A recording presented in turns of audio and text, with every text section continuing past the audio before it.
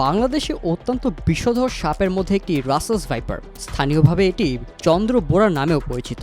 এই সাপটি প্রায় বিলুপ্তির হাত থেকে ফিরে এখন মূর্তিমান আতঙ্কে পরিণত হয়েছে। বিশেষ করে কুষ্টিয়ায় প্রায়ই এই সাপের উপদ্রব, দংশন ও মৃত্যুর ঘটনা ঘটছে।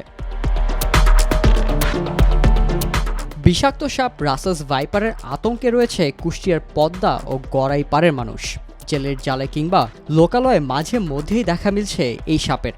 এতে নদীর পাড়ের মানুষের নির্ঘুম ও আতঙ্কে রাত দিন কাটছে। বিষধর এই সাপের ছোবলে এর আগে মারাও গেছেন অনেকে। রাসেল ভাইপারের তাণ্ডবে বা এর আতঙ্কে আমরা এখানে কৃষক পাচ্ছি না। আমাদের ফসল কাটবে, আমরা তো ফসল নিয়েও অনেক কষ্টে আছি। আমাদের চরেও শুনছি নাকি যে সাপ হচ্ছে গাছের গোড়ে, কিছু কিছু হাগড়ার গাছ হয়, হাগড়ার গাছের গোড়ে এই সাপ থাকে। সেই ভয়তো হয়তো চরে আবাদ করা খুব কষ্ট, গরু বাছুর যাওয়া আসা করাও খুব কষ্ট। নদী তীরবর্তী এলাকার বাসিন্দারা জানায়, এর আগে নদীর পাড়ের মানুষ বিরল প্রজাতির এই সাপ দেখেনি। বর্তমানে হর হামেশাই মিলছে এই সাপের অস্তিত্ব। আমরা ৩-৪ বছর আগেও কোনদিন শুনি নাই যে এই সাপ আছে, কিন্তু হঠাৎ একটা সাপ দেখা যায় একজন একটা কলা বাগানে, নদীর ধারে, সেই কলা বাগানে থেকে তাকে ধ্বংস করে সে হসপিটালে যায়, বাঁচি গেল ঠিকই, কিন্তু আবার দেখা যাচ্ছে মাস ৩ পরে তার মৃত্যু হয়। আমরা তো চলে একটু শাক পাতালের লাগা খাই। এখন এই শাক পাতালের লাগারে একটু ঝোড় জঙ্গল হলে খুব ভয়ে বাস করি। কখন দেখা যাচ্ছে কার বাসায় উঠে যায়। প্রাণী বিশেষজ্ঞরা বলছেন, এই সাপ ভারত থেকে বর্ষা মৌসুমে পানির তোড়ে ভেসে আসছে বাংলাদেশের পদ্মায়, যা ছড়িয়ে পড়ছে পদ্মা সহ বিভিন্ন শাখা নদীতে।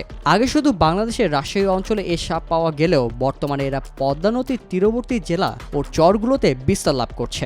এতে আতঙ্ক বেড়েছে কুষ্টিয়ায়। পদ্মা নদী হয়ে গড়াই নদীতে ঢোকার পরে এই জিনিসটা এরা আবার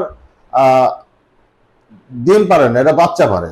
যেহেতু বাচ্চা পারে বিধায় এদের সংখ্যাটা বৃদ্ধি হয়।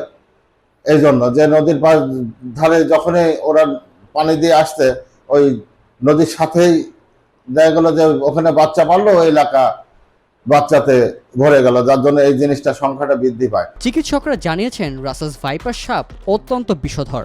এর কামড়ে মৃত্যু পর্যন্ত হতে পারে, যদিও এর প্রতিষেধক রয়েছে। সময় মতো চিকিৎসা নিলে এ থেকে বাঁচা সম্ভব।